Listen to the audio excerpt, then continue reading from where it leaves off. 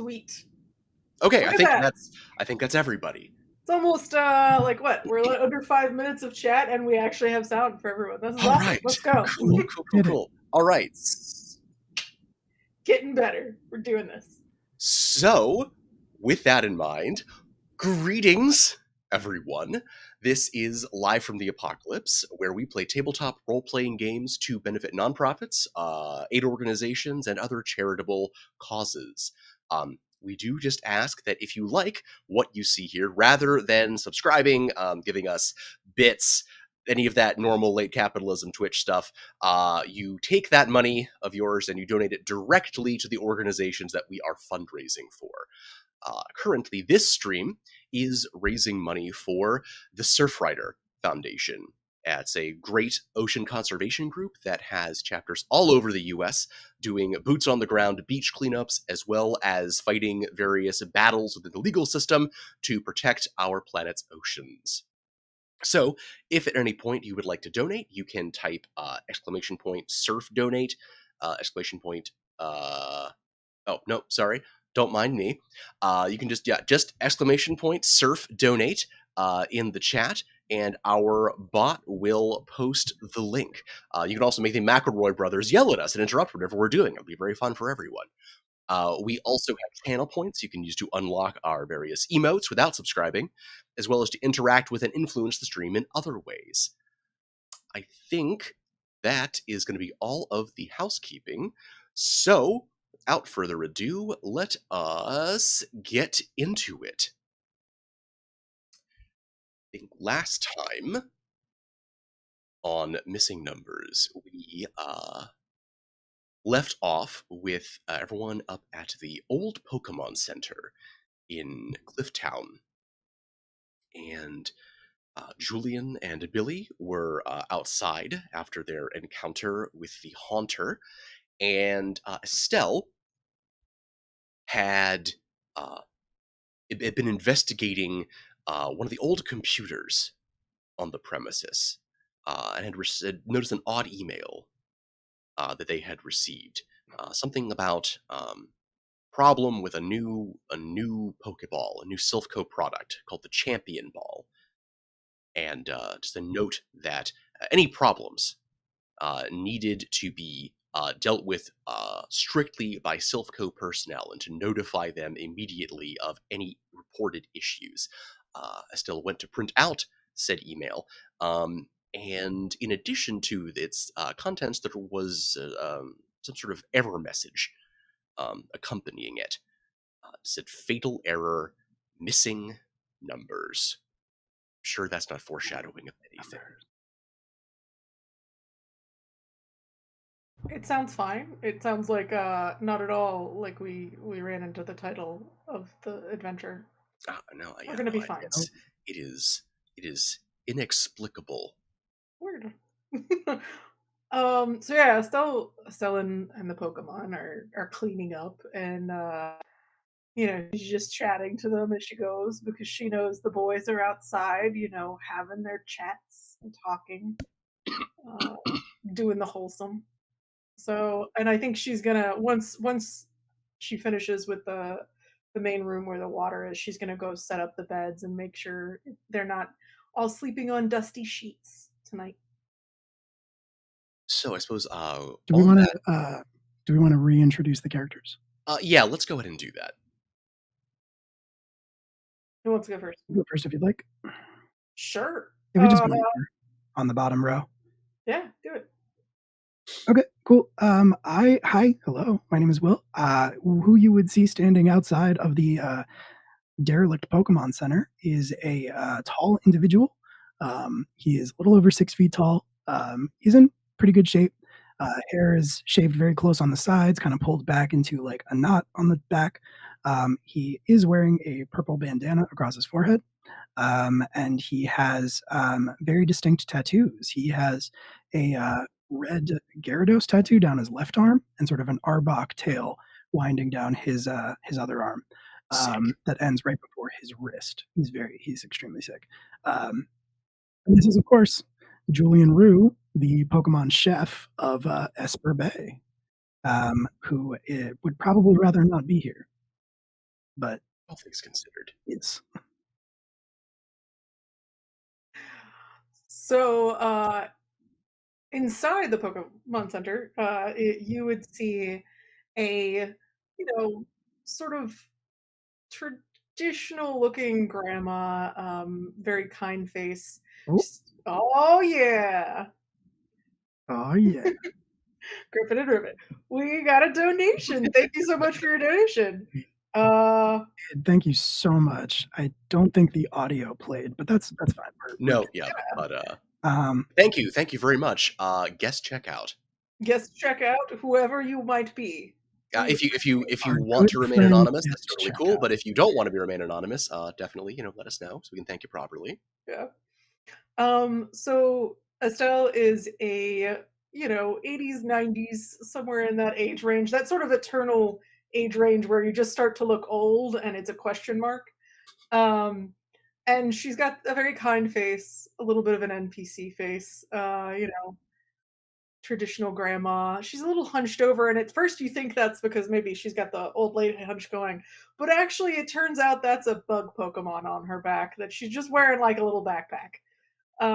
By her side is a Mr. Mime dressed in some scrubs as her nurse, and he, sort of is just dawdling along next to her, being her companion and trying to make sure that this sweet little old lady doesn't get into more trouble than she can handle at her esteemed age. Yeah, Rena, This it is worked. a bug backpack though. It's a Dottler. If Yeah. anybody knows what a Dottler is, it's a little Pokemon that looks a bit like a ladybug. Is Dottler was Dottler new to Sword and Shield? I Yes. don't Yes. remember. Okay, Yes. according to Marshall, whom we can hear, the answer is yes. Yes, Marshall is our resident. Actually, remembers all the Pokemon. Marshall spent 3 years way too immersed in Pokemon lore. There's no such thing as way too immersed in any lore if you enjoy it. Sorry, Marshall is saying that he spent some time way too immersed in Pokemon lore, and we are reassuring him that there's no such thing, especially on this server. Pokedex. We got audio. We're good. Ah, perfect. Cool. I just checked. Yep. All right. So about 10 to 15 feet away from Julian, kind of playing roughhousing with a Skidoo and a Chingling, we see Billy. Billy has curly blonde hair, very bright, kind of peppy green eyes, skin that looks like kind of like got a farmer's tan very much on it, and you see kind of his how he spends his days showing as you kind of pan downward, and you see dirt covered overalls, worn in hiking boots, and kind of defined arms and calloused hands from spending time working on his family's farm, where he spends with a lot of his animals when he's not at the gym.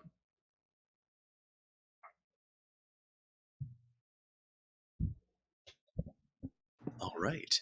That's our cast of characters. Yes, and I guess I am just Brendan. I play literally everyone else. So, Estelle, I guess as you're getting some of the beds and such at the Pokemon Center together, I guess the question is, you were originally kind of sent up here by Estelle's sister, Edith, sort of to investigate some goings on at the local cemeteries. I guess the question is, are you going to try to do that tonight, or are you going to try to put that off till a later time? I think that depends on what the boys want to do when Boys. they come. What the boys want to do when The they come boys. back in, because they had to have a little bit of a heart to heart. Julian, you know, reacted in fear, which is totally understandable. And so did Haunter. So that's you know I don't think Estelle judges anybody for that type of thing. She's been around too many Pokemon that are uh, she sort of helped rehabilitate. So with her husband, who used to be the former gym. For those who didn't watch the first episode, Estelle's husband used to be the former gym master for the island, and he has since passed on. And she used to help him rehabilitate Pokemon that needed help.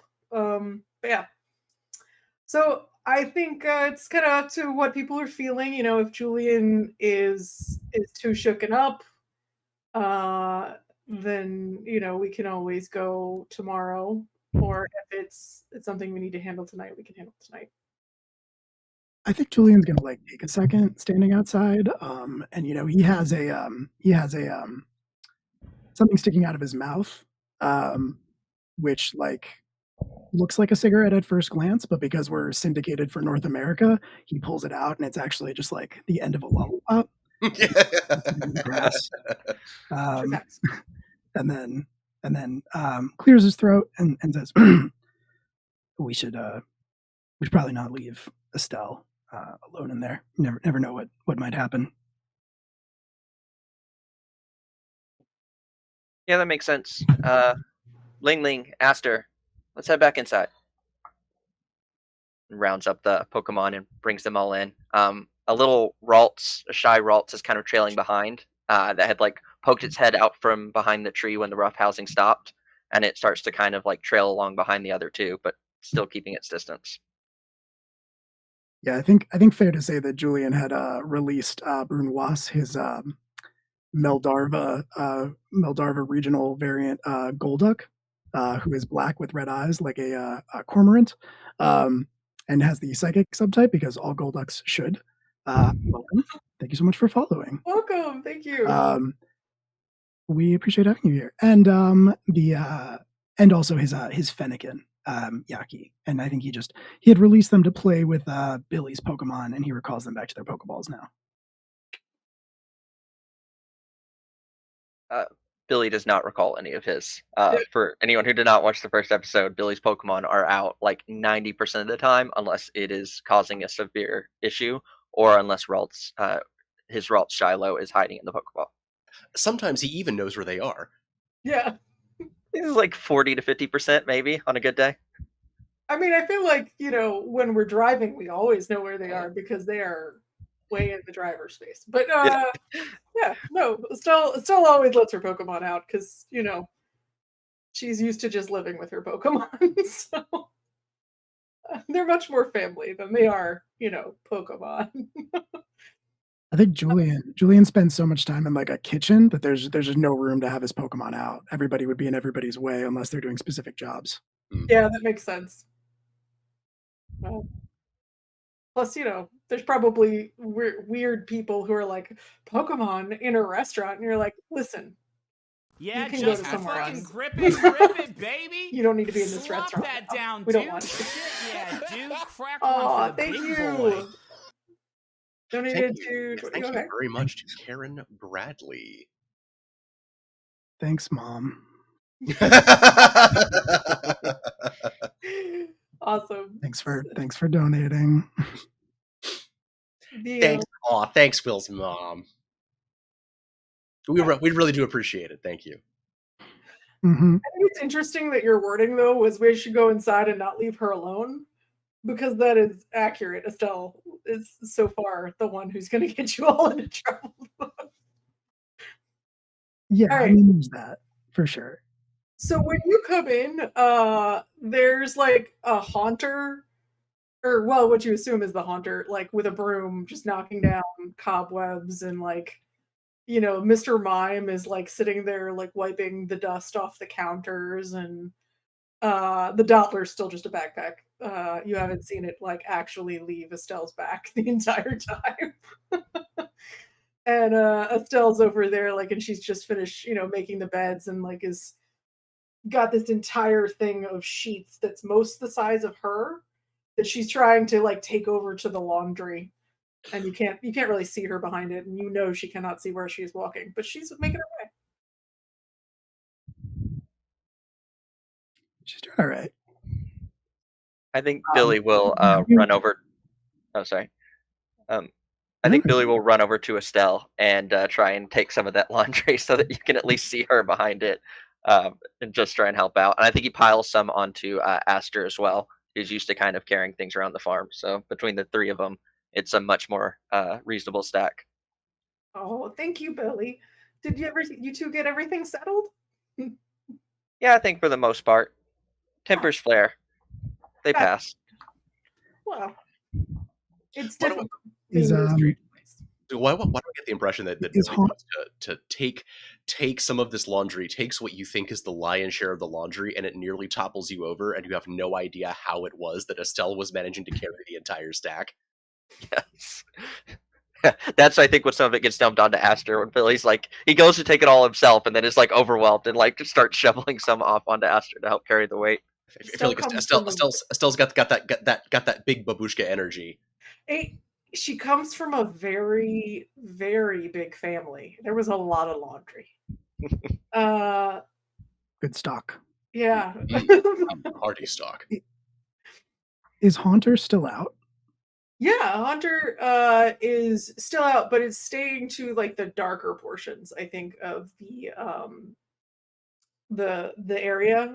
Because Estelle hasn't turned all the lights on. I don't think the generator or what have you would handle that. But yeah, she and I think she's also the type that would be aware that Haunter doesn't prefer brightly lit areas. And um Y- yeah. Julian, I think will instead of when you ask if everything's settled, Julian will sort of like cautiously walk over to the corner where the haunter is, and reach into his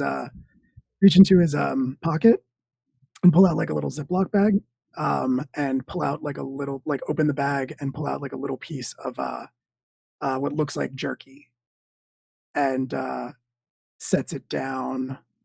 Like I imagine the haunter probably reacts to him coming close, recoils because he was pretty cruel to it. But he sets the food down and like kind of just takes a step back after he does so and lets the haunter come and get it. I think as Julian turns around, like Estelle and Billy are staring at him and they have like the anime sparkle eyes of like, yes. So did Julian did he hold out his hand with the jerky, or did he set the jerky down? I think he would have tried to hold it out, Okay. and then if would the haunter have taken it? I mean, I feel like Estelle might be a better gauge. She is bonded the most with the haunter, but I don't know. I feel I picture the haunter licking it out of your hand with that enormous haunter tongue, and it's just the most slobbery ectoplasm left over on your hand afterward. Just a little friendship present from the haunter. I hate it, but it's cute. Wholesome, yes, it is in Mhm. fact wholesome. It's We don't a little wholesome at least wholesome. one stream. We're failing at Pokemon. So he stands up. Julian stands up, kind of like wipes his hands off on his jeans because it's got ghost slobber on it. And he turns around and he sees Billy and Estelle staring at him, and he says, "What?" But I think Billy just like knows that he like is not gonna take this well, so just nothing, and then starts carrying off the laundry. It's good to see you two making friends, dear. And she just like waddles back with the now would you want to go tonight or should we go tomorrow? I mean, I'm not exactly the ghost Pokemon expert here. Do ghost Pokemon come out during the day? They don't go out during the day. No, we would have to stay until tomorrow evening. But how are you feeling? That was a bit of a shock, I know, for everyone. I'm fine, and I don't think we should waste time. All right, dear. Well, we'll go on up. And I think it still turns to Haunter because they're new acquaintances, and asks if Haunter would like to go with them because presumably Haunter can see other ghost Pokemon. So we might not need one of them lenses. One of them, their Silphco lenses. One of them Silphco lenses that we probably did not remember to get while we were in town. Because we think ahead. Let's check our inventories, shall we? Yeah, inventories that I absolutely wrote down. I would hope we could get the Would local you? solution, since we don't take kindly to Silpco in this area. Yeah, exactly. What's the local version of the lens? Everybody checking their key item section. But Yeah, yes, you do have Haunter, and Haunter actually goes over, I guess by the door, tongue still wagging, ready for walkies. Yeah. I love the image of the tongue wagging like a tail. I don't know why. Julian's gonna say to Estelle and Billy's gonna say, "Wait, hold on a second," and he's gonna take out that same bag and he's gonna take out some of the jerky and he's gonna give some to Billy and he's gonna give some to Estelle and he's gonna say, "I had this lying around and should you get into trouble, it might help with the ghost Pokemon. They love it. It's got ghost pepper on it." Ooh, okay. So don't touch my eyes after I touch this. That's what you're saying. I understand now. Probably don't touch it with your bare hands. Yeah. Did you just put it in our hands? Yeah, you handed it to us. No warning. Just here you go, jerky with ghost pepper oil. Sorry, I'm used to working with professionals. I'm sorry. Okay. And Stella just like puts it in a bag and goes and like washes her hands and everything, and then I guess we'll collect some Pokemon. And are we driving? What do y'all want to do? How far is it to the graveyard? So the cemetery, well, at least one of the cemeteries, the largest one, is actually not that far from the Pokemon Center. It is walking distance up the hill. Oh, all right. Well then, yeah, let's old lady it up this hill. Billy's gonna go into his backpack and he pulls out a little saddle that he straps onto Aster, and then puts Shiloh up in the little saddle. So since we're walking instead of driving, and then just gonna tighten it up and then get ready for us to start heading up the mountain. Yeah. No, it'd be a lot easier to just put them in the balls. Yeah, but they don't like it. They grew up on a farm. They like being out and about. And Shiloh needs to get some more experience with the world. He gets spooked a little too easily.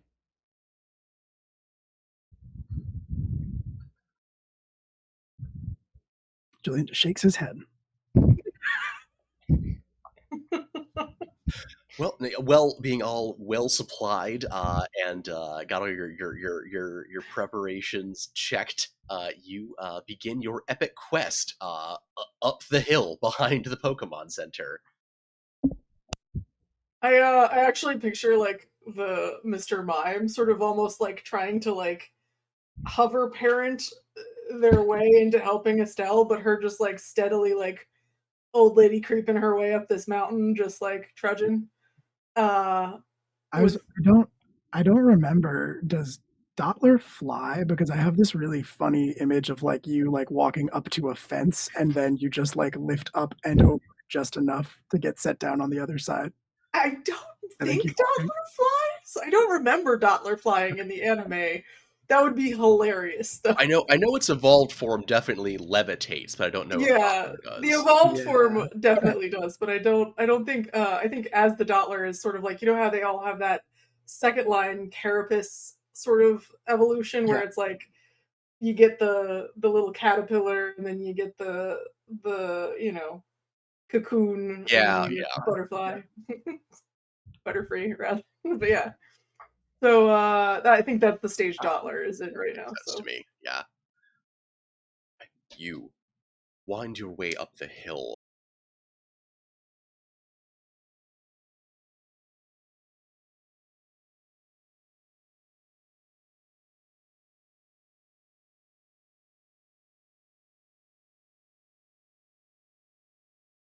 Of the cemetery, the old wrought iron fence has been rusted a deep red by the unforgiving sea breeze. Clustered ranks of stone plinths press up against the untamed verge, weeds climbing up and out of their shadows. These Gothic crenellations at last give way to this lone Torii gate, its angled arch opening onto an uneven cobblestone path, winding away towards the interior cemetery.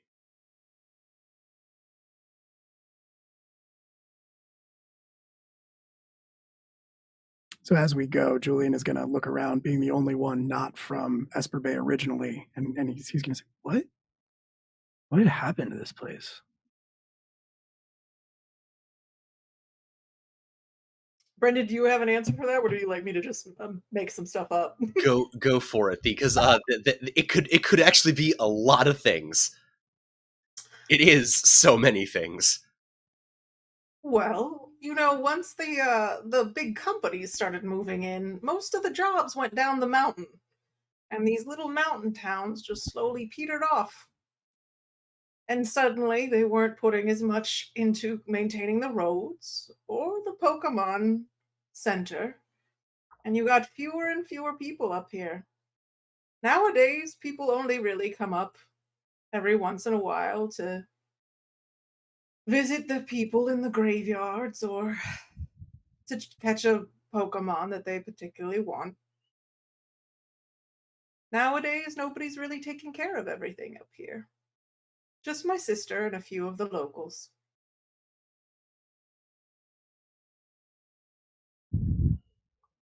As the city got bigger, the town disappeared.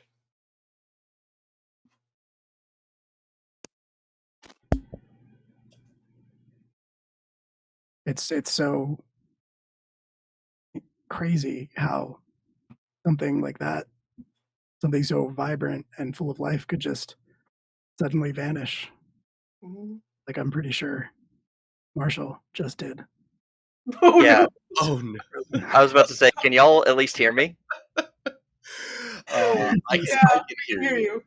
Yeah. So sorry, I didn't want to interrupt. My screen just went blank. Oh, But I could hear y'all, and I Yeah. presumed no one had said anything, so I thought it Yeah. was fine. So yeah, I think I wasn't sure if you were just looking or if your screen was frozen. Okay, yeah. So I could reset my computer, but I'm gonna have to sign into everything. I don't know. I apologize. I don't know what happened. It literally just Yeah, I went don't know blank. what Control Alt happened. Delete doesn't work. Nothing's working. oh no. It's just a blank screen on my Okay. end. Okay, Very good, very good. So give me 1 second, and I promise I'll be right back. Okay. no worries. Okay. Well, yeah, so just as a spoiler, anytime you ask me what happened to the island, the answer's gonna be like bad corporations and capitalism. So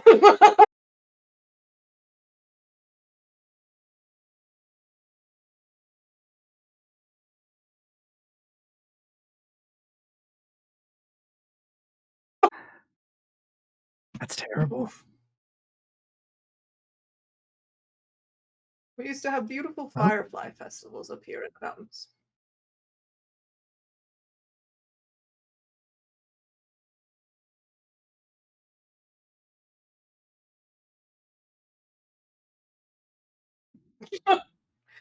No. But Pokemon eat them actually.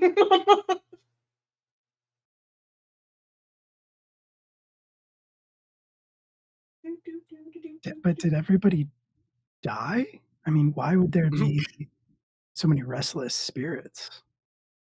Oh, well, you understand that most of the families that moved away, they don't come back up here to tend the graves.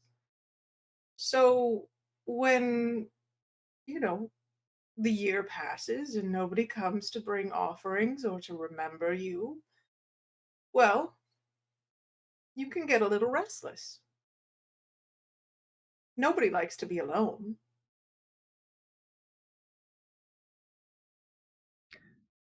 Julian shifts uncomfortably from foot to foot and clears his throat and says, "Yeah, well, we should look around, see what we can find."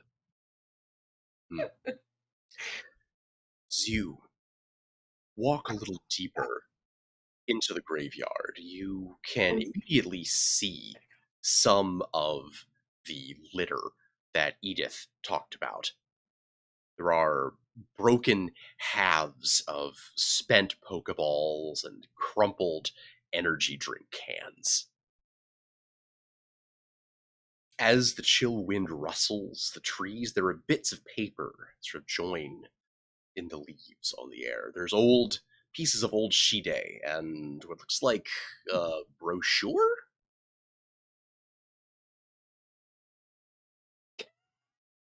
I pick up the brochure. What does it say?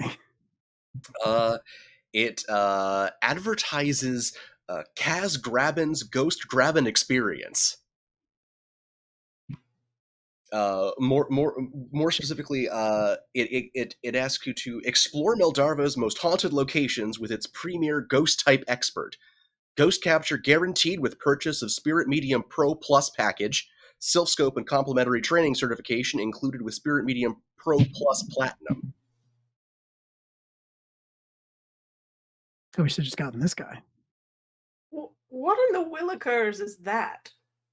None of that made sense.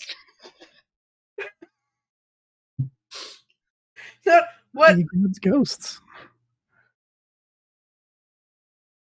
And it is around this time that you get the distinct feeling of being watched. I think Estelle is actually just going to ignore that, turn to Mr. Mime, and hold out her hands, and then from behind Mr. Mime, you don't know where, he just pulls out some of the cleaning supplies that they were using at the Poke Center, and she starts picking up the trash. As you take in your surroundings and start picking up the trash, there's this vigil of the headstones around you seems all the more. Oh, thank you so much for the subscription. Oh, thank you. Oh no, the word is doubling. No, it's doubling.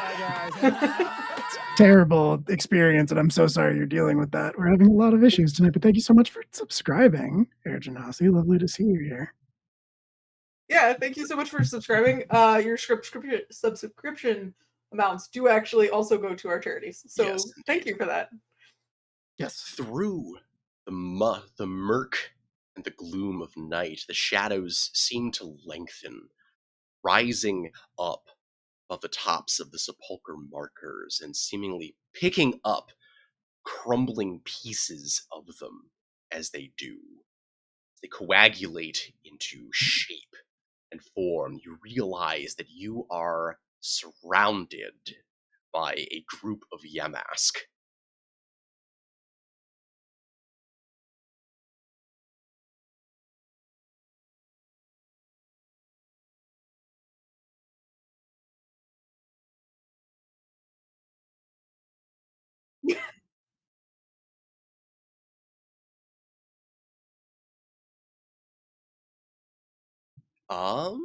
Say, go ahead. So I was thinking about that.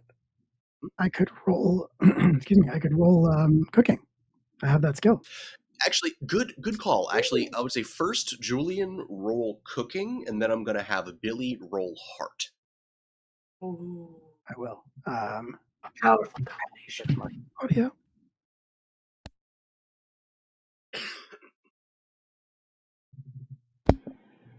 Hopefully that does it. Hopefully you can be heard again.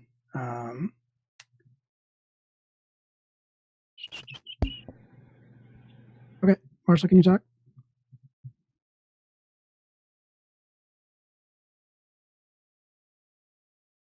Yeah. That did not fix it. Okay. We should. No, it's still not, but I'm gonna roll cooking, and then we are going to. Then I'm gonna figure it out because. Enjoy these ambient dice noises as I fetch my. This is just a that right? Because I That have a good D8 in the skill. math rock ASMR. Very thematic. The clickety clack. It's just a D8, right? Because that's what I have in cooking.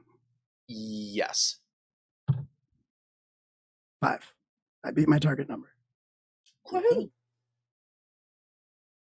So Very with good. that, say that Billy can roll heart, and I'm going to give you a +1 on the roll. A for having the jerky, just as a an aid, a tool there, and then an extra +1 for Julian's aiding then with his exceptional cooking skill. So heart +2. Nice. Give me I exactly see. 2 seconds. And Yeah, we'll be back. whenever works for you guys. Exactly 2 seconds, and then Marshall will be back, and then I can fine tune everything. So it'll be fine. Poor Marshall. Oh, excuse me. And this is that I have a pretty decent like setup tech wise. I don't know what is cursed it, but Now I can't hear you. and now no one can hear me. I can hear him. I can hear Marshall. In Oh, okay. the chat here, Marshall. Chat, let us know. Oh wait. Yeah. Oh, wait. No. I know exactly what happened. Everything is fine. There it is. Now I can hear Marshall just fine. Marshall, go ahead and roll. All right, cool. So yeah, I think also while I acknowledge the threat of this, Billy is definitely just like, "Hey guys, we have some treats here for you," and he's gonna try and just offer it up. Oh hey man, just a bunch of gravestone buddies. And I crit, so that is an 8 plus 3, 11 plus 2, 13. Okay, Yeah. well, you exceed beyond your wildest expectations. And both Julian and Estelle look on somewhat aghast as this group of Yemask just sort of like closes in, clusters in around Billy.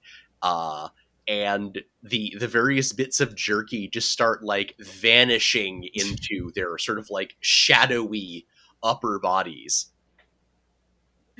Estelle And doesn't think this, but I 100% went, "Oh my god, you're getting sharks in the water. Oh my god." they're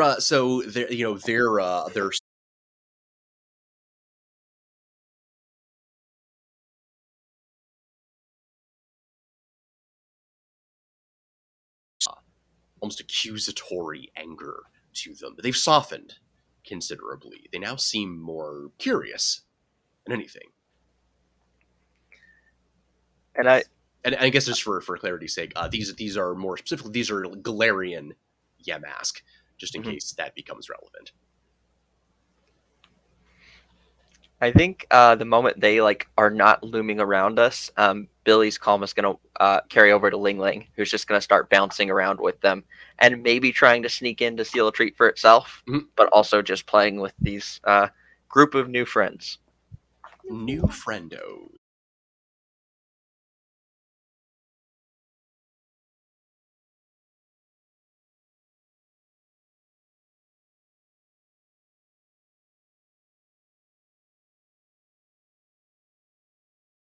To me.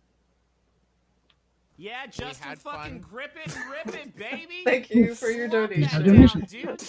Yeah, dude, crack one for the big boy. I appreciate it. Thank you Well, kindly. you know, not everybody comes with treats, dear. Huh? And not everyone comes with treats as nice as Julian's. Yeah, these smell great. Yeah, it's Well, It's the ghost pepper. deal. it's the ghost pepper. It's 100% the spicy ghost pepper. It just makes them feel a little more alive. That they like the spice. I have a question. To our most recent donation. No need to apologize. If if we didn't want it to be intrusive, we would set it up otherwise. So you're fine. Thank you so much for the information. It's legit so that we actually like pay attention and go, "Hey, thank you," instead of just continuing to be like, "Oh, Pokemon." Plus, it amuses the masses in chat. It does, yeah. Because I mean, who doesn't love a good grip it and rip it? So then my question was, what as far as like the trash I'm picking up, is most of it that flyer? Not most of it, but there are several copies of this flyer in amongst with these. There's bits of like regular trash. There's snack wrappers. Again, like broken bits of spent Pokeballs that Pokemon have clearly burst out of in failed catching attempts. See, like to me or to Estelle really, like it doesn't make sense that people just come and hang out in a graveyard and leave trash, or that they'd be like using Pokeballs or things like that, like other than to try to catch a ghost Pokemon. And I'm kind of wondering if maybe this ghost catcher fella sort of trashed up the graveyard in order to rile up the Pokemon ghosts and get his business a little boost. Well, it is about this point that you hear raised voices and excited footsteps approaching you. Flashlights that are shakily sweeping in front of them, and you are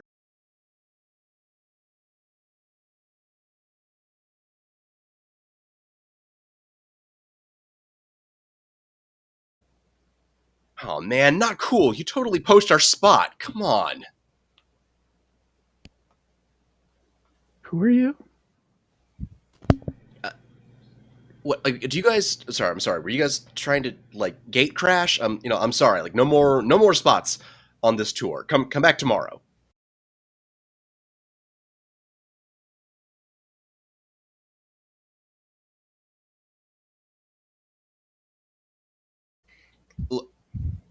Look, what do you like? Look, guys.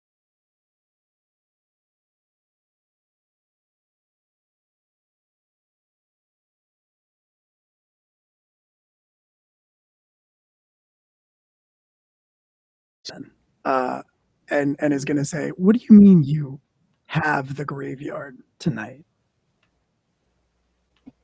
Well, the cemetery is operated by the Clifftown Pokemon Center, which since last year has been a leveraged asset of the Sylph Care Group.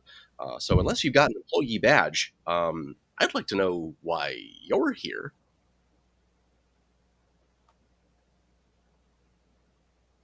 Are you saying the town sold the graveyard to you, son? They sold the Pokemon Center, which had the graveyard with it, kinda, It wasn't like the goal, mostly, I think. I don't know. I'm not in the legal department. Well, okay. Well, I'm pretty sure in the bylaws there was an indication that this is open property. We have townspeople for generations coming back buried here. Ma'am, I'm real sorry, but that's something that you would really have to talk about with our trademark engagement team. Julian's gonna look back over at Estelle and he's gonna kind of like look over his shoulder at Estelle and shrug and be like, "He wants to see my badge."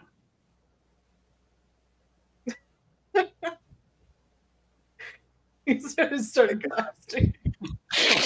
Thank you, chat. Yeah.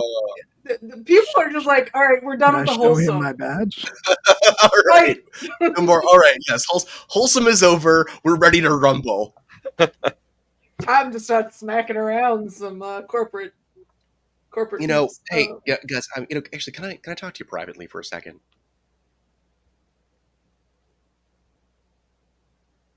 I think Estelle's just gonna 100% ignore him and continue picking up trash. Old lady her way through this, like, no, I'm just gonna keep doing me.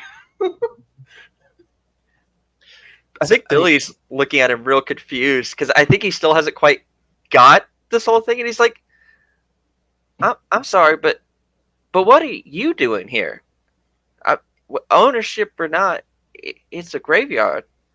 This is Kaz Grabbin's Ghost Grabbin experience. And looking possibly even more confused, just go, okay. I mean, Kaz Grabbin's Ghost Grabbin experience is operated by me as a licensor through the Silphscope Trademark Engagement Group. Now, can I talk to you guys in private for a sec? Mr. Yeah, Mime sure. and Stella What do you just wanna picking up trash. Julian will pull him aside and leave Estelle to pick up trash with Mr. Mime. Yes. Just So, okay, what's I'm going old, on? I do what I want. What's going on here, guys? Why are you making things difficult for me here? What did I ever do to you?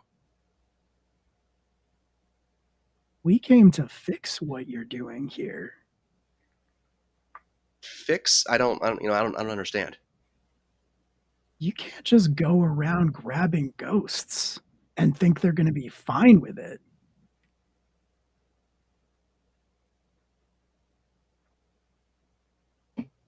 I guess I'm not. I guess maybe I'll be having sort of a breakdown of communication. I'm sorry. Who are you?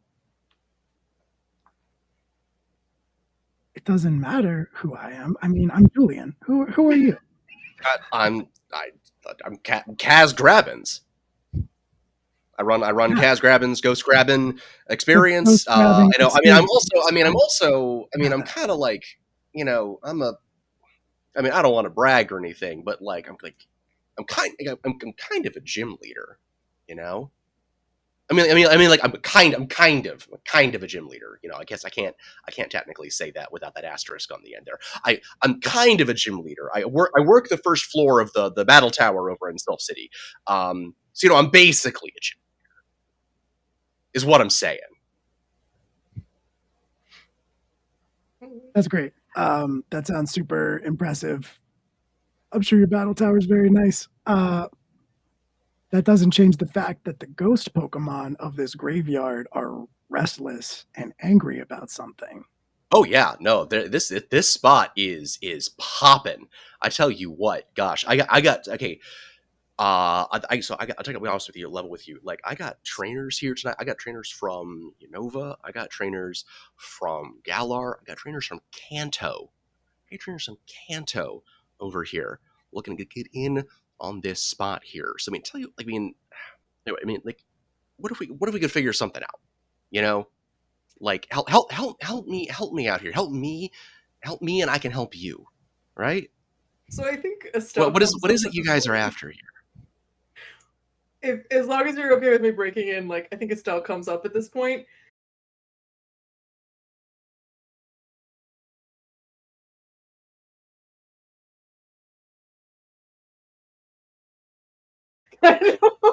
Shadows. In the shadow, like just peering out from the shadows, creepily. And she says, "So you've purposefully desecrated this land."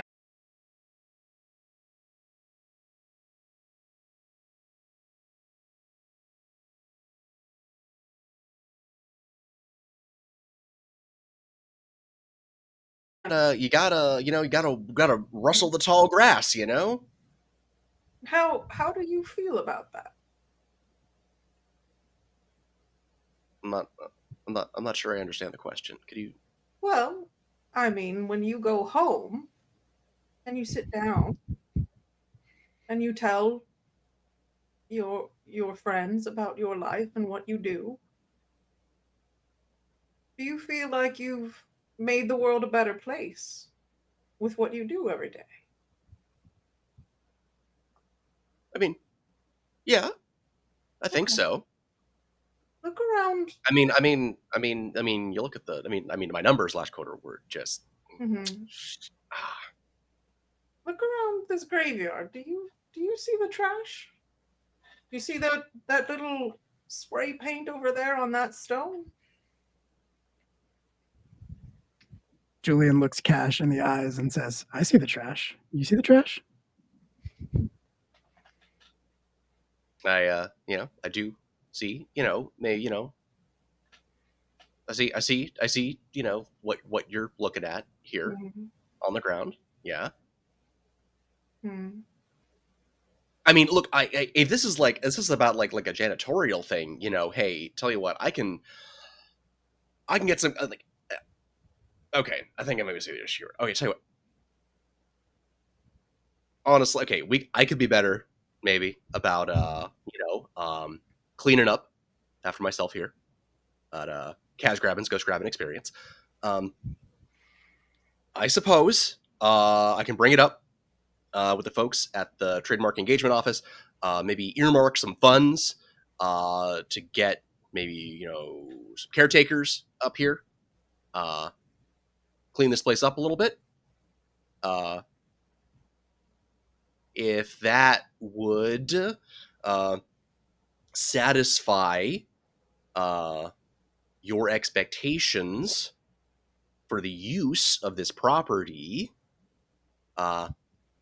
would you let me continue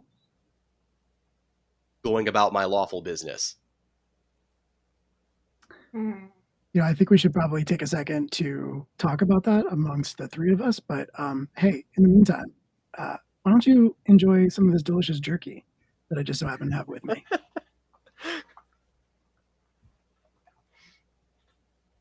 He takes a bit of the jerky. Sure. Thanks, man. And takes a bite. Eat up. While this is all happening, does he have the other trainers here with him? Yes, there is a group of trainers that are all sort of kind of milling around, confused as to what's going on. I think while they're having this more pointed conversation, Billy has walked over with a swarm of Yamask in tow and is just like talking to these trainers. Like, they figured out what's happening because jumping to the most cynical like interpretation of this guy's doing is what's actually happening. Billy refuses to accept this, so he's just not processing it. So he's like asking all these trainers, but you know that, well, the Pokemon are riled up because they're upset. But you're coming here seeking. But they made this Pokemon upset, and you want that? Like inadvertently guilting them because he can't understand, and is just asking all of these trainers, like trying to get them to explain this to him in a way that fits his worldview. Some of them do seem a bit shamed now when you go and you put it that way. Others are confused because you're not sure that they speak English. And there are some others who are mostly kind of looking at you annoyed. It's fair.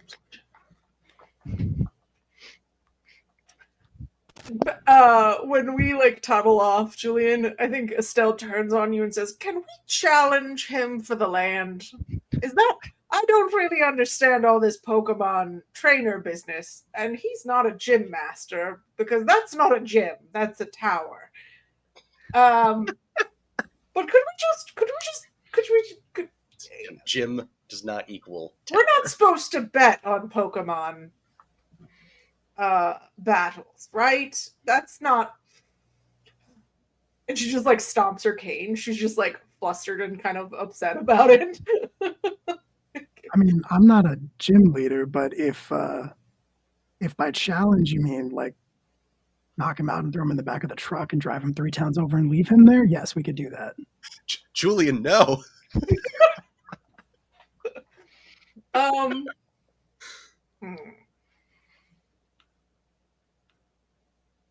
You have one of those camera phones, and she starts poking you with her stick. And like just a little bit like take pictures. I'm going to show my sister this. And I think this bears more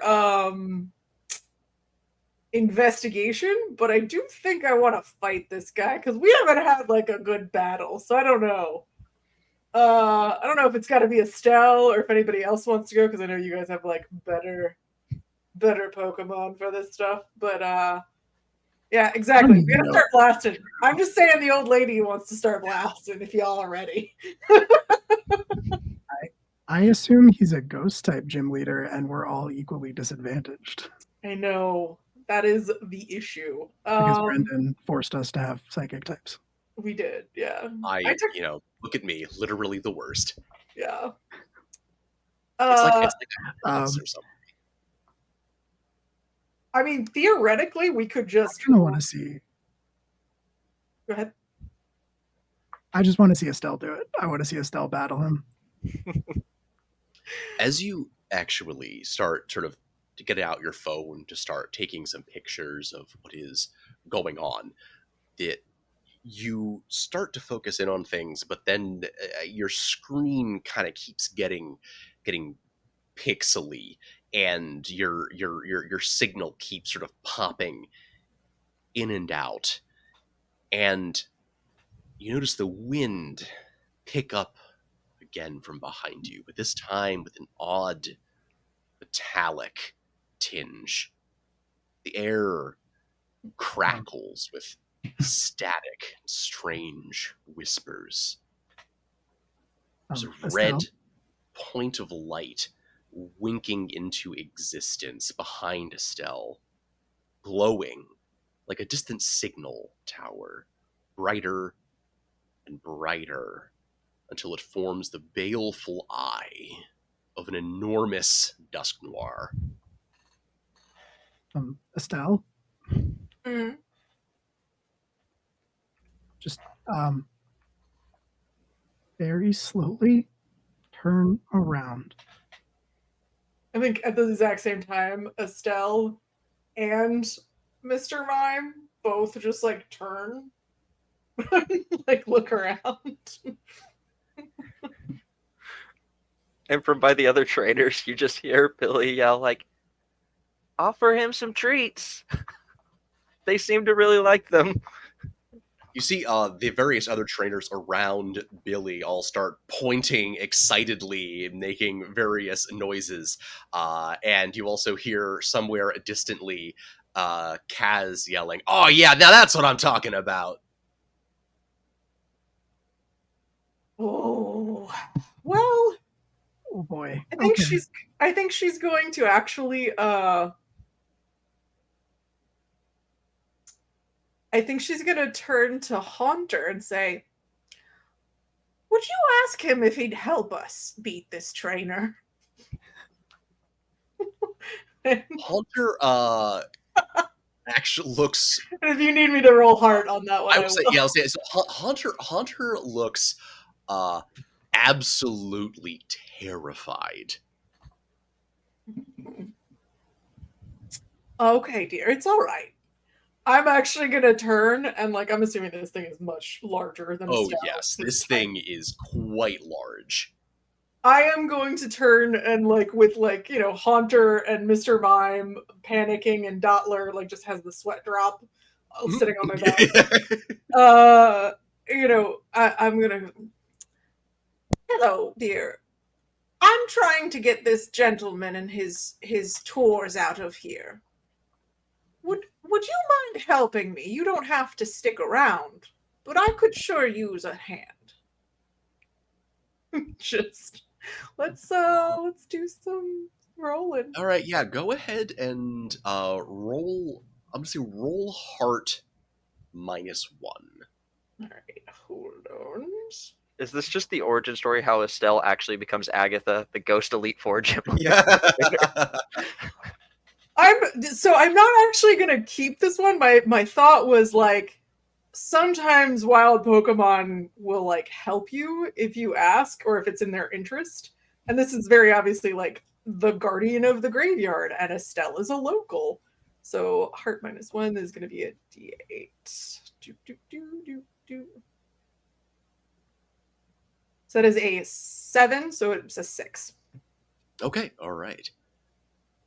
So sort of describe for me again sort of what your goal was, what you were trying to sort of talk it into doing.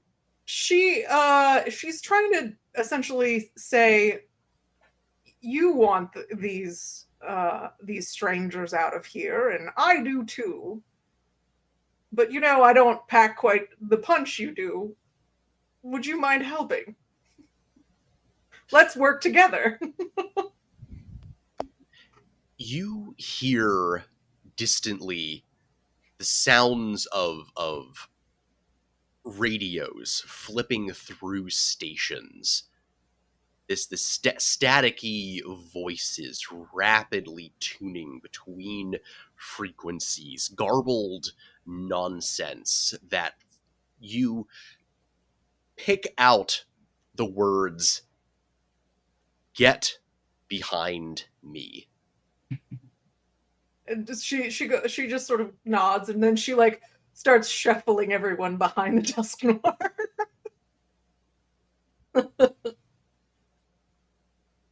Like her very scared looking Haunter and her concerned looking Mr. Mime and Julian, and I think she's gonna Julian.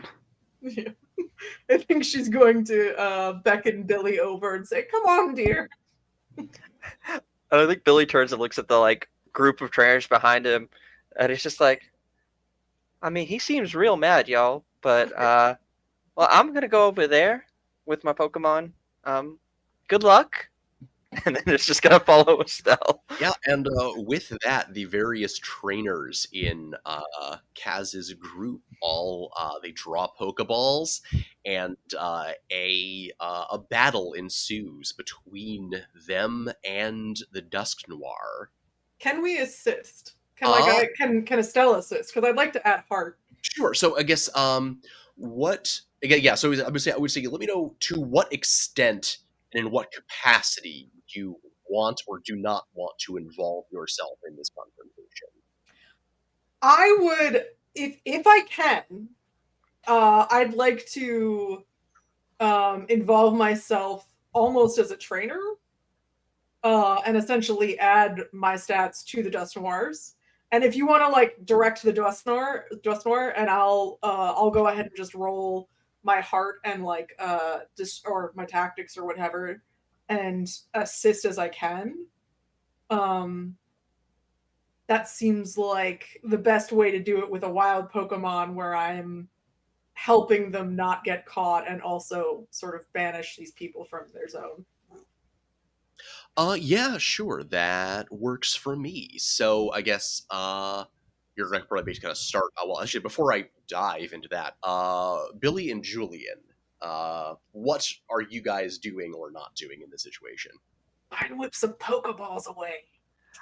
I actually was gonna say I think Ling Ling is metaphorically off his leash and is just subtly causing all sorts of havoc amongst these trainers. Like things are just floating. Like so basically, sort of just trying to not really getting involved in the Pokemon battle, but sort of just subtly or not so subtly causing havoc, trying to distract the trainers. Yeah, that's exactly it. Like, yeah, Ling Ling is just sabotaging them. Billy's not directing him. Billy's just kind of like watching this whole thing happen, but he's certainly not paying attention to where Ling Ling may or may not be causing Ling Ling's favorite thing, which is a lot of chaos. Cool. And Julian. Julian is going to very casually pull Brunoise, his Golduck's Pokeball, out of his pocket and just like pop it open next to him. Mm-hmm. And he's going to say to Brunoise very quietly, like, all right, we're not going to get involved, but we can disable. Definitely not getting involved. Using disable. Mm-hmm. No. Just sort of subtly doing a thing. We're not actively stopping these people. Yeah, I'm curious what would happen if you use disable on a, I don't know, for example, a known ghost grabber. Oh, using it on the trainer? No. Seems like the kind of thing I might have tried before.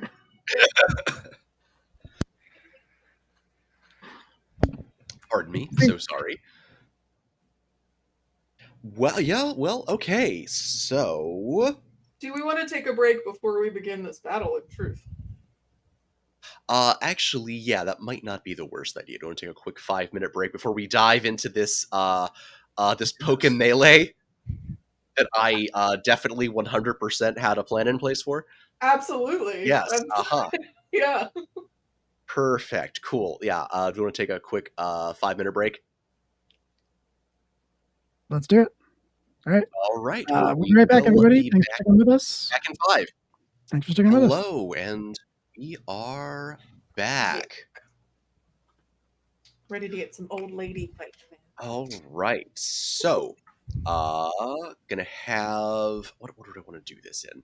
Gonna say, Billy, let's start off with you pick whatever move it is you would like Chingling to use, if indeed there is a specific one. Mhm. Or you can just roll a flat d6 otherwise. For Chingling's chaotic distraction. Yeah. Do you want me to roll any of my stats with that, or is it just Chingling's? Well, I guess to what extent are you helping Chingling in this endeavor? Yeah, I don't think he really is, so it's fine if it's So yeah, just I would kind of say yeah. In that case, just a raw talent on Okay. Chingling's part. So he's definitely using entrainment because the goal is to just make random trainers, objects, Pokemon just start levitating out of nowhere, just to because he's just having a good old time. Mm-hmm. Let's see. Yeah, that's a 6. Okay. Nice. There are a number of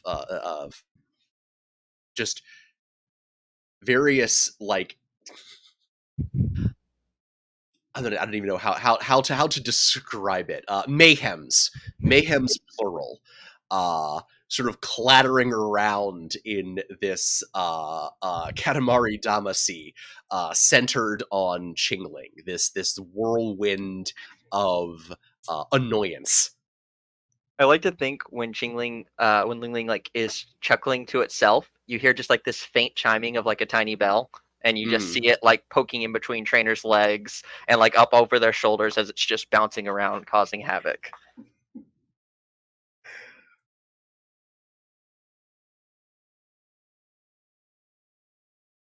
I do enjoy like the Pokemon music, the battle music, and everything. I'm just listening to it in the background. It's immersion, we're all about Right, yeah.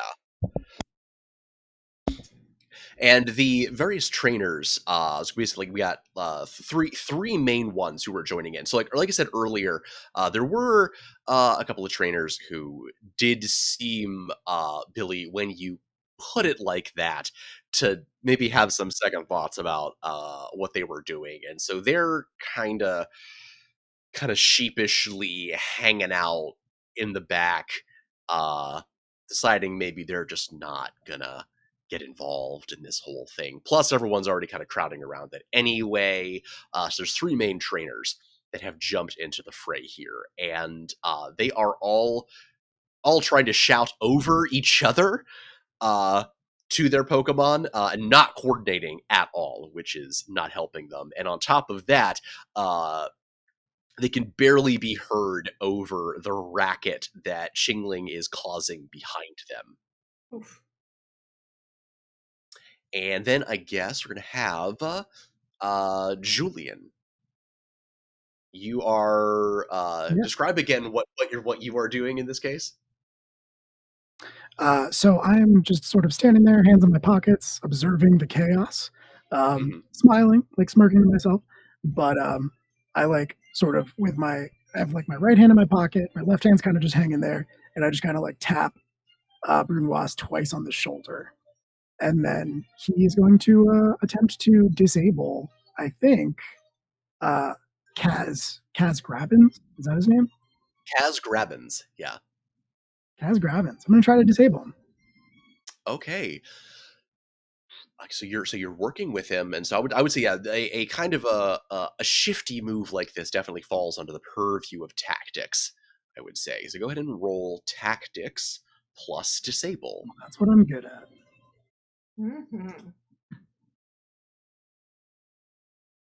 I don't know why I made that type level of a sound, but I don't really have a phrasing for that. Sorry.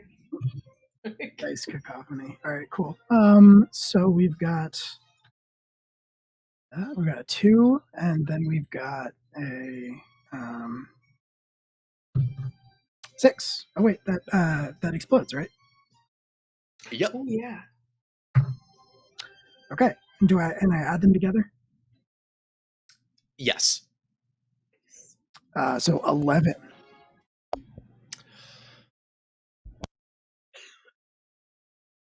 So sorry. Pardon me. Recovering from COVID. My apologies. Wow. So yeah, 11. That will crit, I believe. So, yeah. Bunwas fixes Kaz Grabbins in its gaze, and you see its eyes actually subtly flash with this interior light. And you see Kaz start to reach for one of his own Pokeballs, then he kind of stops and looks just kind of confused. And he sort of is like just looking at the situation, like just kind of lost. Like looking around, like he looks like he walked into a room and forgot what he was going to do there. I would like to catch his eye, if possible, from over where I'm standing, and just like kind of smirk at him and like throw him one of those. See, I was waiting for you. You had one hand in your pocket, so I was waiting for the other hand to throw a peace sign. No, I'm not that guy. I'm a different guy.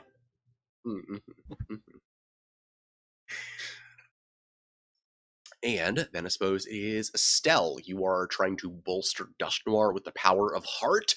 Yes, I am. Your beating heart.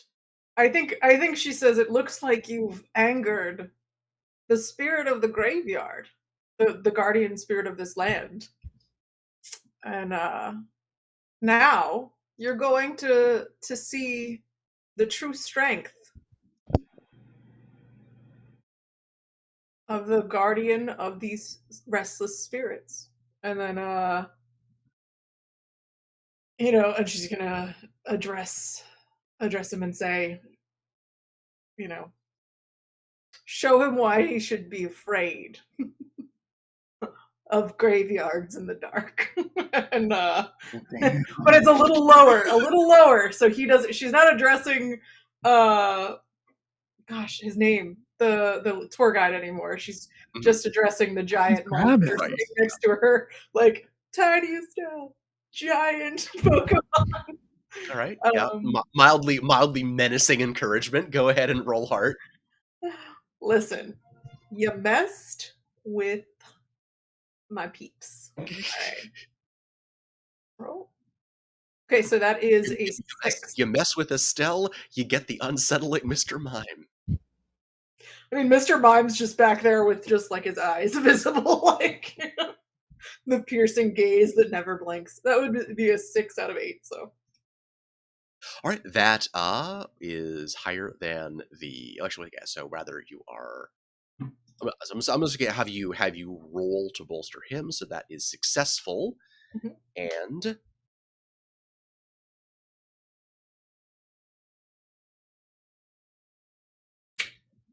Now you're rolling for him. Yeah, I'm rolling for him. Yeah.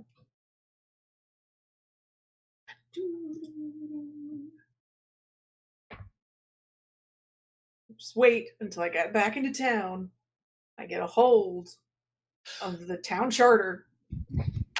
You see the Dusknoir sort of rise up, and its eye, similar to Brunoise's, glows, and you hear your skin prickles. The hair on the back of your neck stands up as you feel the static electricity filling the air around you, and you hear these sort of distorted voices all around you from errant signals across the airwaves being picked up by Dust Noir's antenna, including voices from places beyond this world. It's disorienting and confusing, and you see this wave of confusion sort of just crash over the Pokemon that were sent out.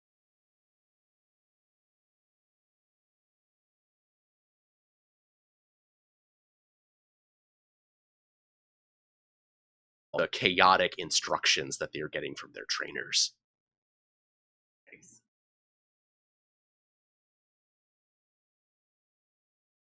Good job. So there is a moment here. What do you guys want to do next? Are we going? We're continuing in rounds, so Sort of loose rounds. You just kind of want to get a sense of kind of what you guys want to do next, or if you guys just want to keep doing what you're doing. I legit want to terrify them out of this graveyard so that they get such bad reviews that no one ever wants to go on this tour again.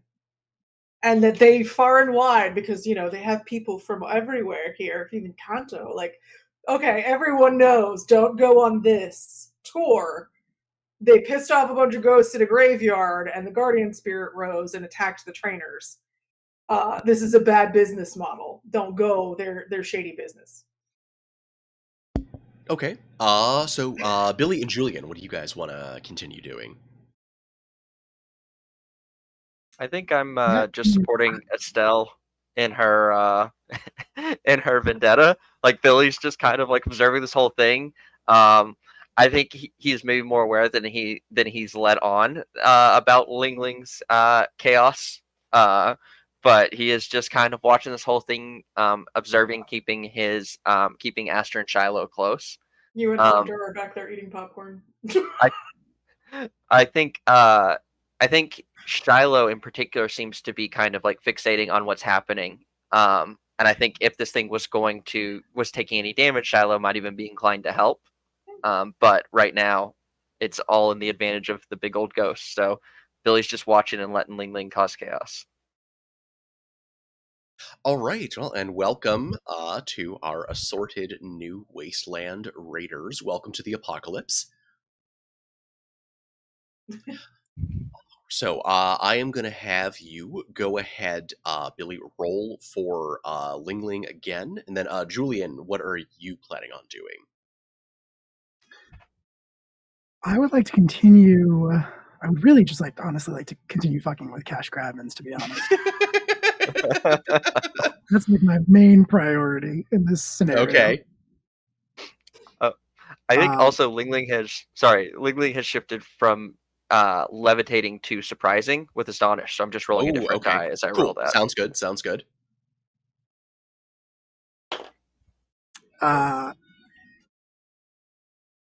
Perhaps I'm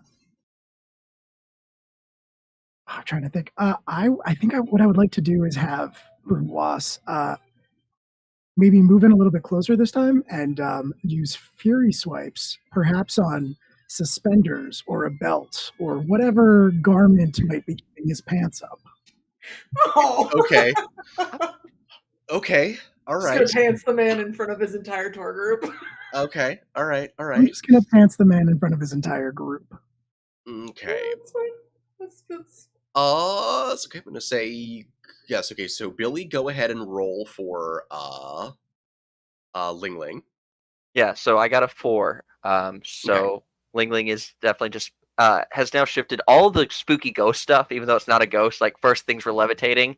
Now like this little thing just keeps popping up in people's faces to scare them with like a loud noise as they're like trying to focus on the battle. Yeah, it is. It's definitely a monster mash at this point.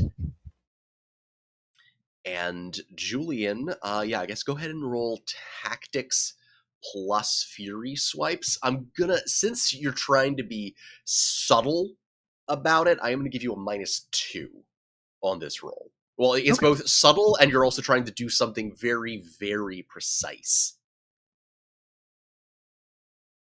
Okay, that's fair. -2, you said? -2, yeah. Well, that's just fine because I rolled 10. I still got a 10, even with the -2. Nice.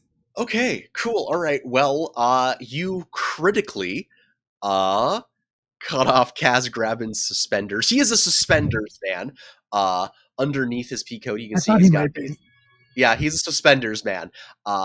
And yeah, just as he turns, and while his attention is focused on the mayhem happening around him, still trying to get his bearings after whatever weird affliction came over him earlier, and all at once, yeah, his trousers be about his ankles, and he is most out of sorts. And I guess finally we will get to Estelle. Do you want to go and give me another heart roll? I absolutely will Can give we you say that? another heart. Can we say that he Save it? wears boxers that have the whatever that heart-shaped gym badge all over them are? Oh, what is that? That's the soul badge, right? I think so. Yeah, it's just Yes. boxers that have Okay. soul badges all over Soul them. spectrum, soul badges. Yes, of course. Mhm. Yes, perfection. Okay, that is a 7. I'm rolling nicely on this thing.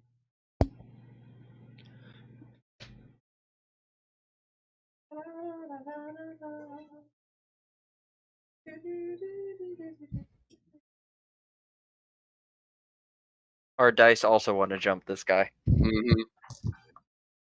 Everybody wants to jump this guy. Who can blame them? I'm really like concerned that I'm gonna roll like a 3 or something after this. Because I jinxed it. I said something. The dice giveth and the dice taketh away. Dice, take it away. Taking your vaguely menacing encouragement to heart, Dusk Noir actually disappears from view for a moment before rematerializing behind the 3 Pokemon that were facing off against it. And in their confusion, they are all shocked to see this occur, this shadowy sneaking, you might say, that it just did. And they definitely appear to have taken a bit of a shock to the system. Awesome. Okay, so yeah, I guess we're all part of this battle, so we wouldn't really do cheers or anything like that right now, would we?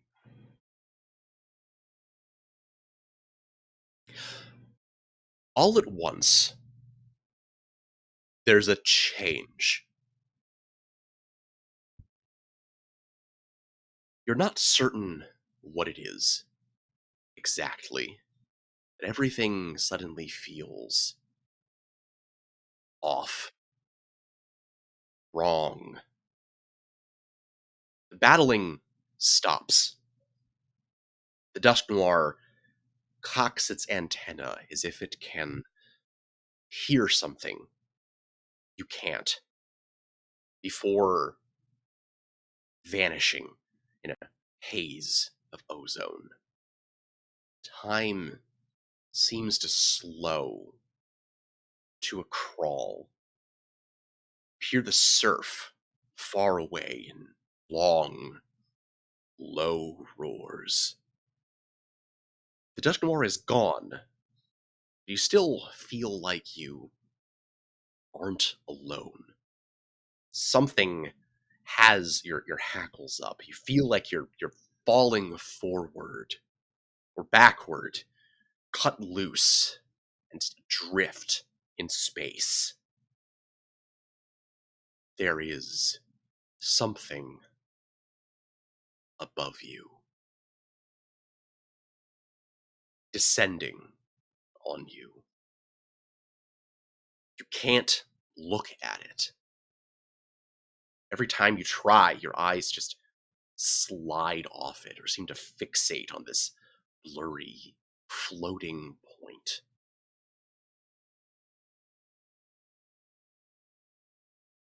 The tour group seems to sort of recollect itself before you do, and they immediately flee. Even Kaz, tripping over his own pants, seems grasped by this overwhelming urge to get as far away from whatever that is as possible, leaving the three of you directly beneath it.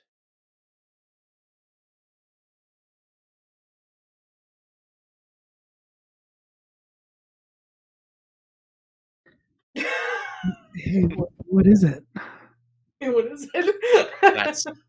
That's an excellent question. You are not sure. Since it is not visible, or like we can't physically look at it, is there a way? We all have psychic Pokemon. Is there a way we could kind of get a sense of it? Could I ask Dottler?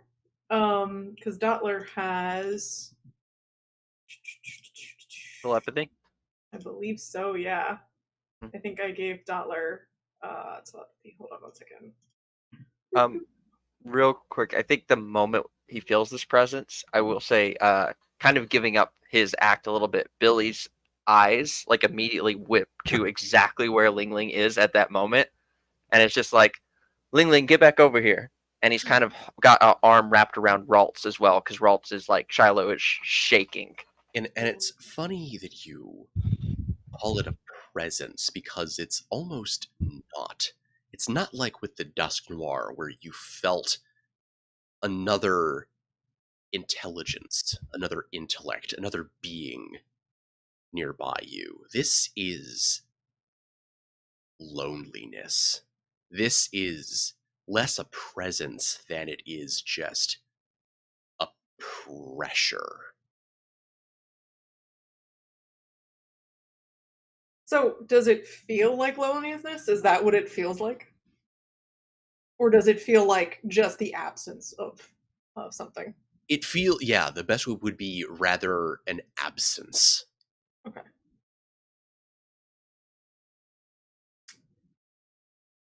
Then I think I think Estelle is gonna ask Dottler. I did not give Dottler telepathy, unfortunately. But Although, I think one of them wasn't telepathy, the ability you gave to one of them.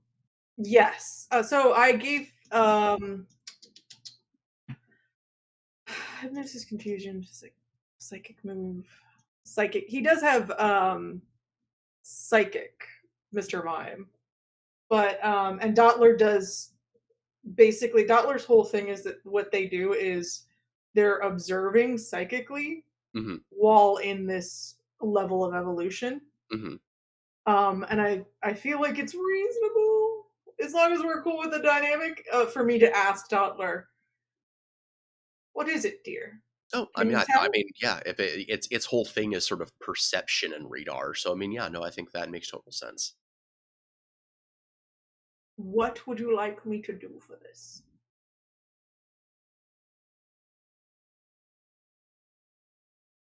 Because it's not technically going to be an ability.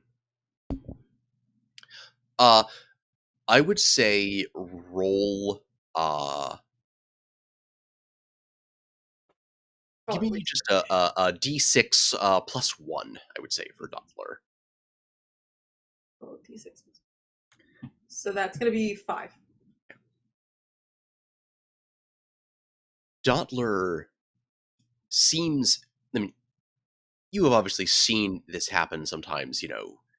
Pokemon that they'll fixate on a point in space where you don't really see anything, and you wonder what it is that they're seeing that you aren't. And this is definitely one of those moments for Dottler. You cannot seem to look directly at this thing, but Dottler can. Its two eyes fixate on it, staring wider than you've ever seen them up at the sky. It's the lights on its back flickering in patterns you've never seen before. And you get this empathic impression. You get moments and impressions and emotions from Dottler. Like, like the air before a storm and the shifts in the air of a weather change. And what you are getting from Dottler the most at this moment is run. Okay, then I think Estelle is going to actually just say that we should run. And she's just gonna grab Mr. Mime's hand and start like waddling away as fast as quick, and call Haunter to her and start heading away as quickly as possible. Because she trusts her Pokemon, and they can sense and perceive things that she can't. As you do, you can feel this pressure above you growing. You can feel it in your ears, like you're miles beneath the surface of the water. It's hard to get your legs to move under you because your proprioception has been so distorted. I'm gonna have everyone give me a fitness roll -1.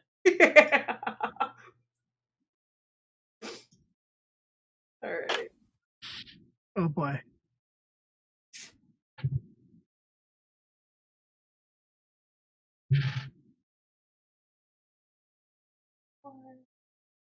Yeah, I have a 5 for Billy. That would be a nice round 0 for Estelle. Because she is frail and old. That would be a 13 for Julian. Jesus. I All rolled right, two so 6s and a 2. Nice. all right. So Billy is able to get a good stride under him.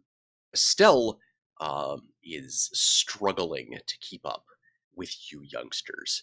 Julian taking a number of loping bounds towards the exit when you notice Estelle stumbling behind you. Julian, since you got a heckin' crit on that, I will give you the opportunity to assist in some way if you would like. Oh, lady I backpack. pick Estelle and Billy up and put one on each shoulder. Finish the run. I'm mostly joking, but I think I would like actually just maybe like scoop, like start running, almost like a slide stop because I realize that they are not doing well, and then like double back, just kind of scoop Estelle up under one arm, and then I'm just gonna like grab Billy by like the scruff of his collar and just sort of like shove him ahead of me. All right, yeah. Billy is doing a good clip and then gets a little shove from Julian. And then Estelle stumbles but is caught by Julian. And now we have this sort of Julian has Estelle on his back, who has Dottler on her back, sprinting as best as you can towards the exit. And this pressure gets greater and greater and greater, this ringing in your ears that seems to drown out everything else. Estelle, you don't know why, but just in this white noise that suddenly surrounds you and feeling totally unmoored as this distortion seems to throw you on these waves, and Julian drags you behind him. Just memories start to come unbidden to you. Just flashpoints from your life, or you think it's your life. You remember your husband courting you when you were young. You remember the Pokemon battles that he had to have with all of your sisters to be able to date you. You remember what it was like in the old days on the island. You remember building the gym with your husband. You remember losing him. Mhm. You have other memories intermixed, memories of when you were a little girl, a time of your life that you don't remember super well anymore, honestly. It's playing with Pokemon, you think? Strange Pokemon that you don't ever remember seeing before. You remember things that you just haven't seen in a long time. Just a world that feels very different in ways that you can't really put your finger on it. You remember your father, or maybe your grandfather, going away to do something. You don't remember what.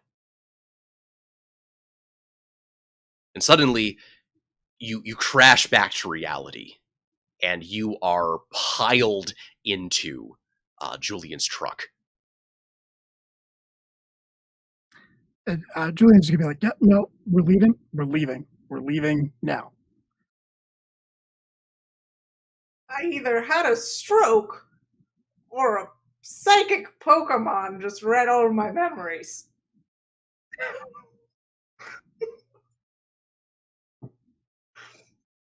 It could be both, honestly. I don't know, but we're leaving. Billy and all his Pokemon are in the back of the truck. Like, let Julian load Estelle in the front. He's just jumped in the back with all of his, and they're just, ready to go. Yeah, they cut Stroke from the Gen 1 move list after it didn't test well. It did not, especially when used against like 80-year-old women. So yeah, I think Estelle is just like patting it's how dare. Very dare. I think Estelle is just sort of like patting Mr. Mime's hand because he's very worried, and like Haunter's sort of hovering nearby, and it's all the Pokemon shaken up, and but she's also, looking a little like she just got hit by a bus because, having someone flip back through your memories as if it were a picture book is a little discerning. Reverse seeing the your life. But I think the questions I have is like, what did the strange Pokemon look like? And um,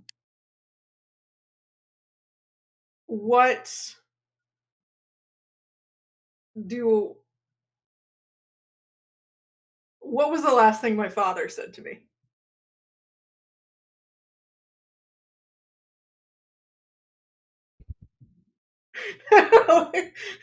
Like Will's face, just like, how dare you ask that? The No, Pokemon just, the Pokemon you remember, they Just fucking grip looked it and rip it, baby. Slop that similar down, to, dude. to Pokemon that you Dude, know. crack one for the big They boy. that like some of them looked a lot like Persians or Purloins. Some of them looked like Herdiers, Growliths, or Pidgeys. But they're just something. Just I don't know. They don't look like those Pokemon though. Maybe there's some regional variant. But you feel like you would have known if there had been that many like regional variants in this area. I mean, most of the Meldarvian, regional variants. So it's like, the Golduck that Julian has. Mhm. But yeah, they're like Pokemon that you know, but just different in ways that you don't remember sticking out to you before. And as for your father, you don't remember. You remember distinctly he had to leave. Mhm. He had to leave to go do something. And he So I never have came the back. I have the image of him leaving. It's sort of that faceless. I know this was my father, and I know he was leaving, and we were all sad about it. He had And to you go do feel something. you feel like he did say something to you, but you just can't remember it anymore. Mm. That's sad. Why you gotta make me sad, Brendan? First you do the scares, and then you do the sad.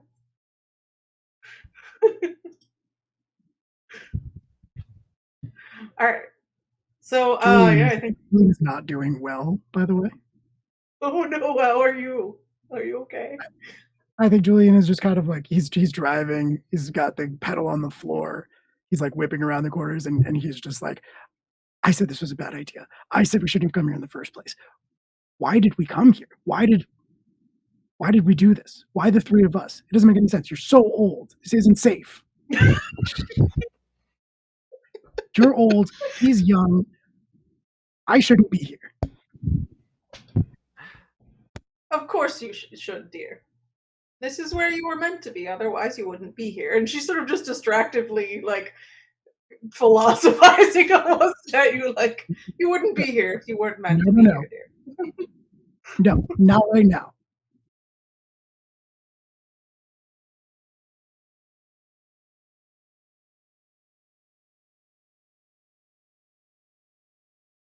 The back of the truck, like all of Billy and Ling Ling and Aster look spooked, but for some reason Shiloh of all things is out and is near the back of the bed of the truck and is looking back towards where we came from with its head kind of cocked, like confused, but I think also weirdly determined.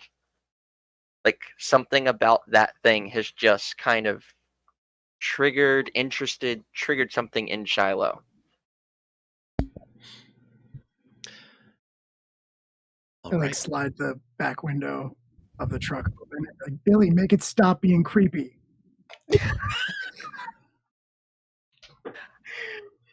I'm just happy it's not terrified, to be honest. This is progress, he says, not so confident that this is progress. Hmm.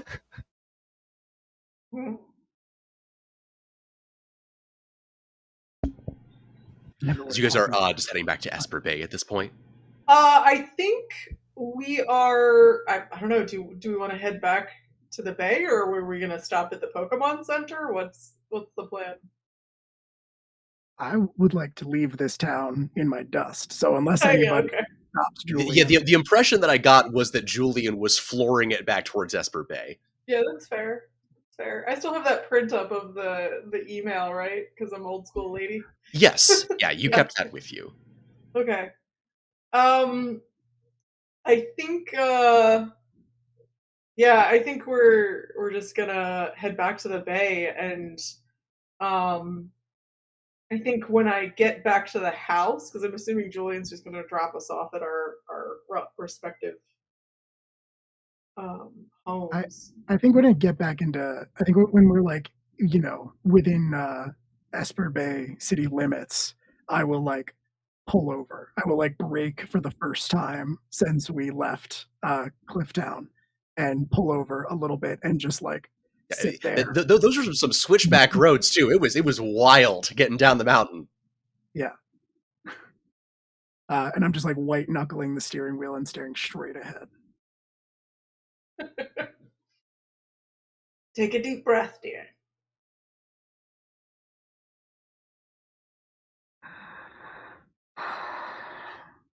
Now you gotta let go of the steering wheel. What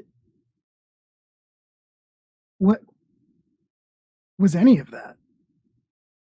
Well, I don't quite know. But oh, I think we're going to have to find out. Because whatever that was, it was very powerful. And Jesus, take the wheel. It was very powerful, and I shouldn't read the chat while I'm trying to in character. It was very. Jesus is actually your Mr. Mime's nickname. Yeah, like, Jesus, take the wheel, and Mr. Mime's over there. Also just bug-eyed and going. It was very powerful, and I think it might even be a bigger threat to the island than those fools at that corporation. Those fools. Those fools. Fools. Sorry. Those corporate fools. Corporate fools. So yeah, I think Estelle is just sort of like trying to be comforting, but also like, that's not good. That's a big Pokemon or something. And she's not quite sure of the experience she had yet. I think she's gonna go talk to our local Pokemon experts next session. But yeah, she's trying to be comforting because Julian's scared, and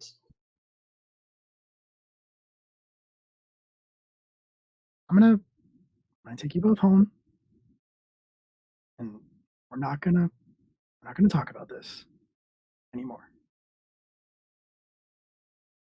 now, when in your whole life has that ever actually turned out well, dear? Not talking about it every time. Every time, really. Every single time. Yes. Every single time I was like, Julian, should you talk about this? And then I didn't talk about it. It was better than talking about it. I mean, to be honest, I feel like this is all I'm going to be talking about for like the next week. That was pretty crazy. We can't just pretend that didn't happen. Why not? Why not? It was, well, dear. That was awful. Because it might happen to people who aren't us. Someone has to do something about it. Not only that, dear, but yeah, someone. What makes you think that it's in the mountains now, but we don't know what it is or if it'll stay there? Look, someone has to deal with it, but like, who are we? We are no one. We are nobodies. We're trainers at the local gym, and if that's a Pokemon, Who's a trainer? Billy. Billy's a trainer at the local gym. I cook. I make food. You are very old.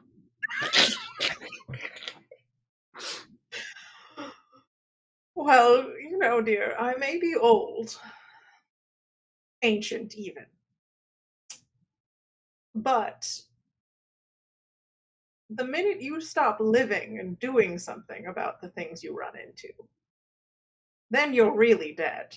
So, she sort of wipes off her hands and like sort of gathers herself back together and is like, I am going to go tomorrow and see if maybe the local Pokemon Legends expert, whose name I will make up later, knows anything about that. See, this is what I'm talking about. You're so old, you don't even remember the name. I'll remember once I see his face, dear. It's fine.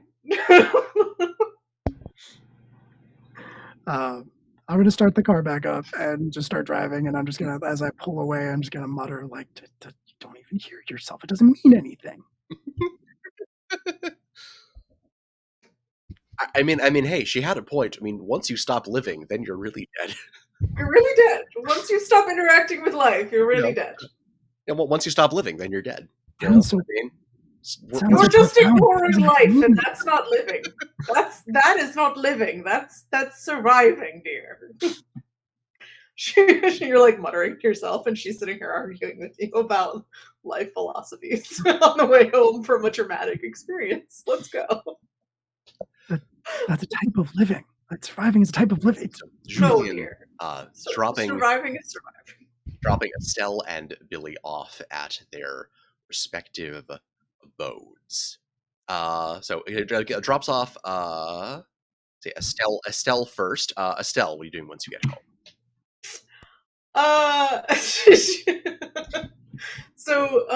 Estelle is at home. Like when she gets home, her sister is staying at her house. She gave her the key. Yes. So she's going to use her spare, which is hidden in the garden. There's like little sticks, where you put your markers for what type of vegetables you've planted. Mhm. She pulls up the one next to radishes because she hates radishes. Why would she ever, uh, plant radishes? And on the end of it is a key. So she like goes and opens the door and says hello to her sister who wakes up and everything. And sort of they sit down for old lady can't sleep tea and cheesecake and talk about what happened. All right. And Julian, then you're dropping Billy off at up at the farm. Yes. Okay. Are you tattling to his mom again? So I have a thought. I wasn't sure if Billy was going to try to talk to Julian on the drive back, or just like. Yeah, sure. Julian and Estelle have had a good long talk. If Billy and Julian want to talk on the ride home, please, by all means. I mean, Julian, I get your perspective, but you're a real good battler. Like, who else will be suited to deal with something like this?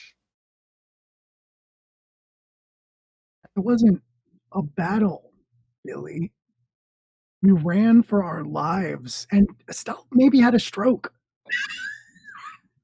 I mean, it wasn't a battle this time. It's not to say it couldn't be one in the future. And you're like Jerky won over so many Pokemon. Maybe you just need to bring better food for this thing. Maybe it could be friendly. We don't know. First of all, better. Larger. It seemed big. More food. Okay. Maybe it's just really hungry. Oh, it's hungry, all right. It's hungry for souls, Billy. Human souls. What's next? You just gotta Look, I don't look. No offense, Billy. All right, but yesterday I watched you. I watched a kid like 2 years older than you wipe the floor with you, and you think we're gonna go fight some kind of brain-eating memory monster? I mean, I would rather not fight it, to be honest, but I do think we have to deal with it in some way. Why is everything fighting with you? I'm not there. But look, we're here. Yeah. Well, thank you for the ride. And as he hops out, he's just like, and we'll talk soon. And then heads into the house. Good night, Billy. Does Susan Baker come out? No. This Billy She just walks on in. Okay. If she doesn't come out, I will wait until Billy is inside and then knock on the door. And down on him. Oh, you're gonna knock on the door to the farm? Yes. Oh, okay. Yes. Sure. Okay. Yeah. Yeah. Billy goes on in, and then you knock on the door, and Susan actually answers the door. Julian, you're back. Hey, I'm really sorry. This isn't actually a great time.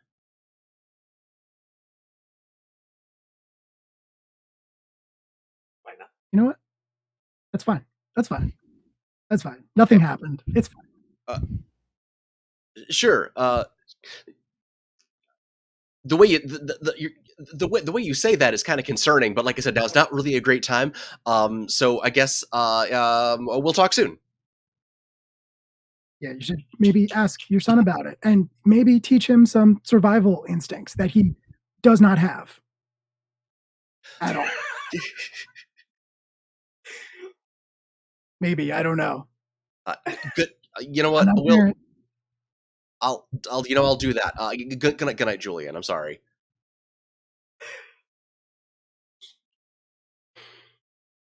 I love it because Julian's like real go. world, and everyone else is Pokemon world also, and you're just trying to like herd cats. I am a chef. I make food. And that's what Julian's gonna go do. He's gonna go home and he's gonna like make a really cook. intensive like omelet just to have something to do with his hands.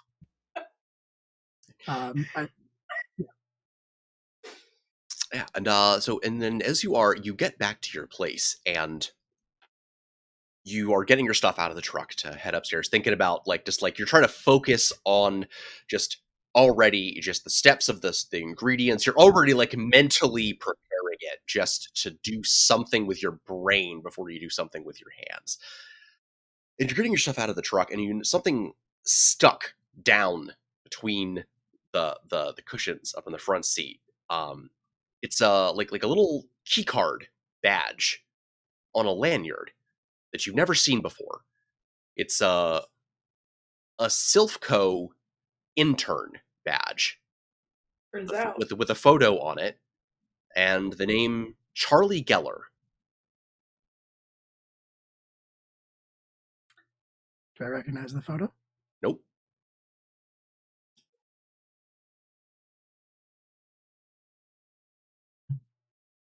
Billy stops for a second. Stops for a second. And realizes that this Charlie Geller was probably in his truck. And probably going to figure out who that is so he can go and ask them why.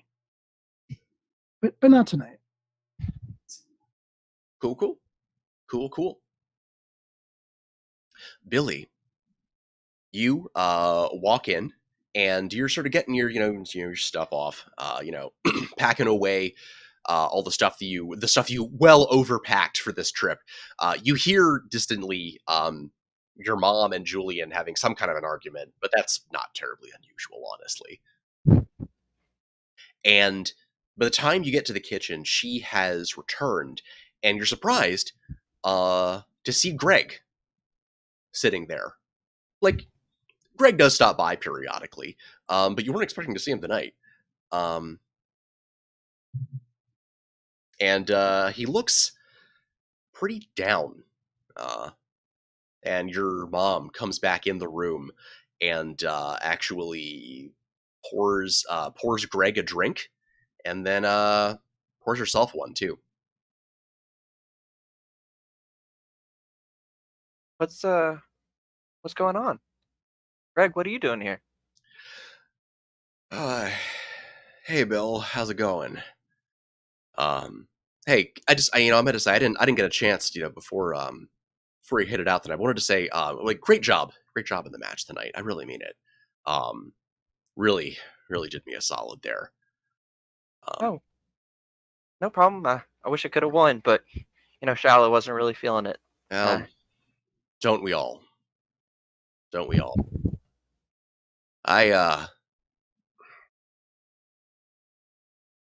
I'm so sorry. I just, I don't really know how to say this. Bill, I think we're gonna have to close down the gym. And that's where we're gonna end it for tonight.